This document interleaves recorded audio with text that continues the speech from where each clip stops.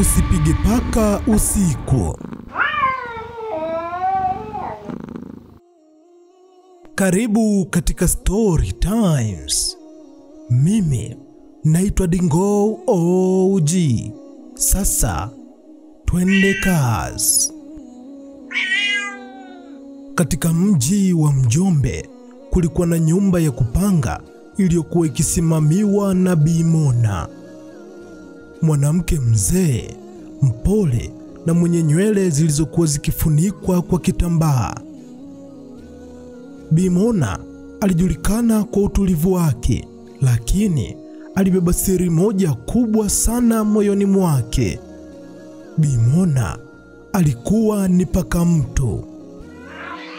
Usiku Bi Mona aligeuka paka mweusi, akitembea kimya kimya kwenye paa la nyumba za wapangaji wake, akitekeleza shughuli zake za kichawi na kiroho. Wapangaji wake walikuwa vijana watatu wa chuo, akiwemo kijana aitwaye Kiongozi na rafiki yake aitwaye Juma. Vijana hawa hawakuwa na heshima kwa mambo ya kiroho, waliona mambo ya uchawi kama hadithi za wazee wa vijijini.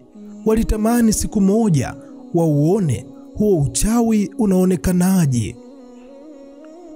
Shida kubwa ilikuwa ikiwasumbua, ilikuwa ni kelele za paka huyo usiku.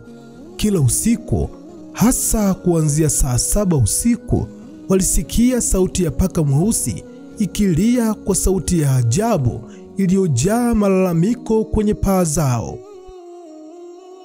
Sauti hiyo ilikuwa chungu, ikiwakatisha usingizi, na ilisikika kama vile mtu aliyeumia. Vijana waliamini paka huyo ndiye anayeleta huo uchawi. Siku moja Kiongozi na Juma walikusanya mawe, wakasema, hawa paka wanatunyima amani. Leo tutawapiga na kuwakimbiza na iligiza lote mpaka wasirudi tena. Basi paka alipoanza kulia, walianza kurusha mawe gizani, wakilenga sauti ya paka huyo. Sauti ya jiwe iligonga mwili wa paka, ikifuatiwa na kilio kilichosikika gizani. Vijana walicheka wakidhani wamemshtua paka huyo. Walisahau kuwa wanacheza na siri ya roho ya kichawi. Basi kesho yake mchana, Bi Mona alikuja kuwaona wapangaji wake. Sura yake ilionekana kuwa na uchovu usio wa kawaida, kidogo akiwa amevimba paji la uso, na alikuwa akijongea kwa shida kutembea. Bi Mona alisimama mbele ya vijana, alishikilia fimbo yake akionyesha uzito wa maneno yake. Wanangu, nawaonya, nawaomba kwa heshima, msiwapige wanyama mnaowaona usiku. Wanyama wengine huonekana kama paka au mbwa, kumbe sio wanyama. Mkimpiga mnyama usiyemjua, mnaweza kuwa mnampiga yule ambaye hapaswi kupigwa, na laana itawafuata. Bi Mona alizungumza kwa utulivu sana, lakini macho yake yalitazama vijana hao kwa uzito uliovuta hekima ya uzee, yaani kama mama anayemtazama mtoto wake aliyefanya kosa mbele ya wageni. Kiongozi na Juma walitabasamu kwa dharau. Bibi alipoondoka, Juma alicheka, akasema, ona sasa, bibi anatuambia tusiwapige paka usiku. Au yeye ndiye paka huyo wa jana? Na mwana ana uvimbe usoni, ukute tumempiga yeye. Wote wakacheka, wakaona huenda huyo paka ni wa bibi huyo. Siku chache baadaye, ilikuwa ni usiku mwingine. Kiongozi alikuwa peke yake chumbani kwake akifanya projekti yake ya chuo. Alisikia tena kilio cha kutisha cha paka mweusi nje ya dirisha. Mara hii kilikuwa kirefu mno, cha kuogopesha, kana kwamba paka huyo alikuwa akimlilia mtu. Kiongozi alichukia sauti hiyo, akajisemea kuwa kilio hicho cha paka kimezidi sasa na kinamzuia kufanya kazi zake za kawaida. alitoka nje kwa hasira akipuuza onyo la Bi Mona. Aliokota jiwe kubwa na kurusha kwa nguvu kuelekea kwenye sauti hiyo. Jiwe hilo lilimkuta paka yule ubavuni. Kilio cha maumivu kilimtoka, kikifanana kabisa na cha binadamu. Kiongozi alirudi chumbani kwake akihisi ushindi. Alinyoosha mkono wake kuchukua laptop yake, lakini ghafla kidole chake cha shahada kiligoma kujikunja.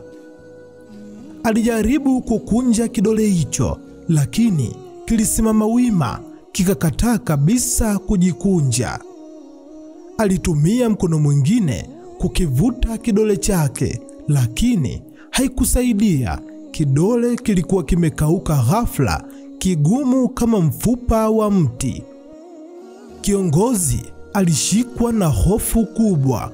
Alianza kujaribu kukunja mkono wake mzima, lakini mkono wake wote ulisimama wima, kuanzia kidole hadi bega.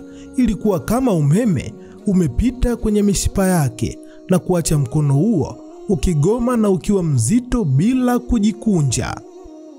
Usiku ulibadilika na kuwa wa mateso makali. Kiongozi alijificha kwenye chumba chake akijaribu kuweka mkono wake kwenye maji ya moto, kisha kwenye maji ya baridi. Maumivu yalikuwa makali mno. Nadhani wale mliopitia maumivu ya kukaza kwa mishipa mtakuwa mnanielewa. Asubuhi ilipofika, Juma alipoingia chumba cha kiongozi, alishtuka. Mkono wa kiongozi ulikuwa umesimama wima. Sura ya hofu na uchungu usoni mwa kiongozi ilikuwa bado haijabadilika. Kiongozi alisimulia kila kitu, kuanzia paka mweusi hadi kidole kilichokataa kujikunja. Bi Mona alikuja nje ya nyumba yake. Alisimama nje ya mlango wa kiongozi. Muda huu Bi Mona alikuwa ameshika ubavu wake wa kulia akiugulia maumivu. Alipiga hodi na kuuliza kama wapo wazima. Akachungulia ndani na kumwona kiongozi pamoja na Juma. Macho yake yalikuwa mazito na hakuuliza chochote kuhusu mkono wake. Alimtazama tu kiongozi, akatikisa kichwa kwa huzuni na utulivu, kisha akaondoka. Siku zilizidi kwenda. Mkono wa kiongozi haukupona kama alivyotarajia, bali vidonda vikubwa vya ajabu vilianza kutokea kwenye ngozi ya mkono wake uliokauka. Vidonda hivyo vilitoka kwa ndani, vikiwa vimejaa harufu mbaya ya chumvi na mkaa uliovunjika pamoja na vitu vilivyooza. Wiki 2 zilipita tangu kiongozi ampige paka yule na mkono wake kupooza. Hospitalini, madaktari walikuwa wamekata tamaa. Mkono wa kiongozi haukuwa tu umegoma kukunja, ulikuwa ukibadilika.